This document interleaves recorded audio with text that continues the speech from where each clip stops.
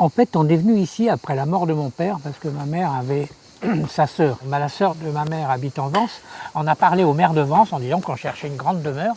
Si c'était des grandes granges, ça pourrait aller très bien, parce qu'on avait toutes ces œuvres à mettre à l'intérieur.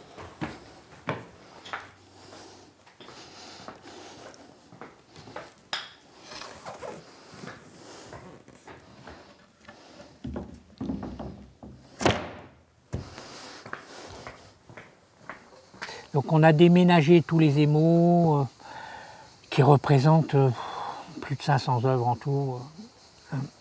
Et il fallait qu'on trouve une grande maison. Donc ça a été celle-ci qui était à l'abandon complètement à l'époque. Et on n'a pu que conserver à l'intérieur. Et ça a été pendant 40 ans ce qui a pu protéger la collection. Il n'y aurait pas eu cette maison, la collection serait complètement dispersée à l'heure actuelle. On ne pourrait plus rien faire, ça serait oublié, ça serait complètement fini. Je vais m'arrêter là à peu près. Alors on va la prendre, chacun une poignée. Il faut lever assez haut, hein, attention. Hein. Prends la poignée, allez on y va.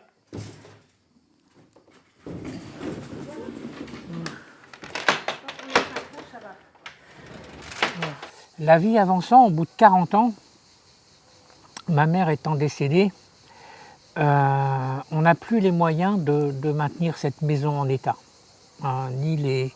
Et se pose alors le problème de où mettre ces grands émaux pour le moment.